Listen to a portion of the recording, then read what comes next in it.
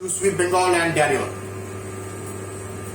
Now, मैं जब सारे शॉप्स में जाता हूं, मैं देखता रहता हूं कि दोपहर के समय बिजनेस बहुत कम रहता है और लड़के लोग बैठे बैठे सिर्फ टाइम पास करते हैं, कुछ काम ज्यादा रहता नहीं है, मोबाइल में कुछ ना कुछ करते रहते हैं। तो ये जिंदगी का जो अति मूल्यवान समय है, इसको आप ऐसा वेस्ट मत कीजिए। हम लोग जो पूर्वी भारत से आते हैं, बंगाल से हो या उड़ीसा से हो या बिहार से हो, हम सब में एक खामियां है। हमारा इंग्लिश लैंग्वेज बहुत वीक है, हमारा स्पीकिंग पावर वीक है, लिखना भी वीक है इंग्लिश, और इस भाषा में हमारा पकड़ बहुत दुर्बल है, पारदर्शिता नहीं है। इसके फलस्वरूप हमारा जो कॉन्फिडेंस लेवल है वो बहुत कम रहता है। हमारा जो हिम्मत होता है जब हम कस्टमर को फेस करते बहुत कम रहता है, बिकॉज हम मन में एक डर सताता है कि हमको इंग्लिश अच्छा आता नहीं है। तो जिस दिन आप इंग्लिश लैंग्वेज पे एक पकड़ हासिल कर लेंगे, आपका कॉन्फिडेंस बढ़ जाएगा, आपका चरित्र, आपका पर्सनैलिटी बहुत डेवलप हो जाएगा। बहुत इंपॉर्टेंट है ये। तो ये जो लैंग्वेज है, इसको आप बड़े आसानी से सीख सकते हो। अभी आप सोचोगे इसके लिए हमारे पास टाइम किधर है, ड्यूटी आवर्स तो 12 घंटा है, आपको कहीं जाना नहीं पड़ेगा, कोई पैसा खर्चा नहीं करना पड़ेगा, कोई क्लास अटेंड नहीं करना पड़ेगा। बड़ा ही सिंपल है। आपको आपका शॉप में पुराने कबाड़ी वाले, पुराने न्यूज़पेपर भरा हुआ है आपका शॉप में, हर शॉप में, जो आप कबाड़ी वाले से खरीदते हो। वो इसलिए खरीदते हो कि आपको जो ग्लास काउंटर है वो साफ करना पड़ेगा। अभी अगली बार से जब आप न्यूज़पेपर खरीदिएगा कबाड़ी वाले से, तो ध्यान दीजिएगा सिर्फ इंग्लिश पेपर ही खरीदिए, वो भी इकोनॉमिक टाइम्स या आपका टाइम्स ऑफ इंडिया, बढ़िया सा न्यूज़पेपर जिसमें अच्छी खबर हो। तो वो वाला पेपर में आपको दुनिया भर का खबर मिलेगा, दुनिया भर का खबर मिलेगा। चाहे वो इकोनॉमिक टाइम्स अगर आपको समझ में नहीं आता है तो टाइम्स ऑफ इंडिया ले लीजिए, कोई फर्क नहीं पड़ता, टाइम्स ऑफ इंडिया ले लीजिए, कोई भी बढ़िया पेपर लीजिए जो दुनिया भर का खबर रहता है, पढ़िए, इसमें बहुत ज्ञान रहता है, दुनिया के बारे में नॉलेज हासिल कीजिए, आपका चिंतन प्रक्रिया बदल जाएगा, आपका पर्सनालिटी डेवलप हो जाएगा।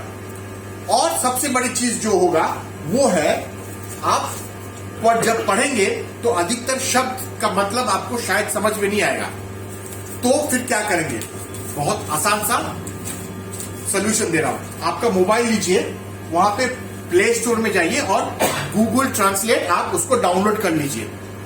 अभी देखिए मैंने गूगल ट्रांसलेट डाउनलोड किया, अभी यहां पे लिखा मैंने इंग्लिश। अब वहां पे आप कोई भी भाषा से कोई भी भाषा, आप उसको कोई भी शब्द का अर्थ निकाल सकते हो। जैसे मैंने इंग्लिश में लिखा नॉलेज और मैंने उसका हिंदी में उसका रूपांतर किया, उसका मतलब है ज्ञान।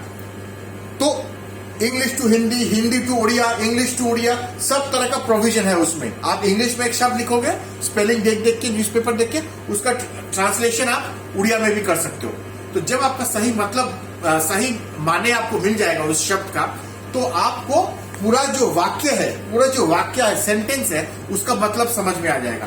पूरा ऐसे करते करते जब पूरा एक पैराग्राफ या पूरा एक कॉलम आप एक दिन में पढ़ेंगे, तो कंप्लीट इसका मतलब जैसे ही समझ में आ जाएगा, तो इंग्लिश आपको समझ में आ जाएगा। इसमें ना मोबाइल का डेटा खर्चा होगा, ना आपका मोबाइल में आपको बिजी रहना नहीं पड़ेगा, राइट। ऐसा नहीं कि कान में हेडफोन देके आप काम कर रहे हो, ऐसा भी नहीं। सिर्फ पेपर पढ़ो, पढ़ते पढ़ते आपका नॉलेज बढ़ेगा और आपका इंग्लिश इंप्रूव हो जाएगा। और ऐसा करके आपका जो पर्सनैलिटी है वो बहुत चेंज हो जाएगा। बहुत इंपॉर्टेंट है इंग्लिश।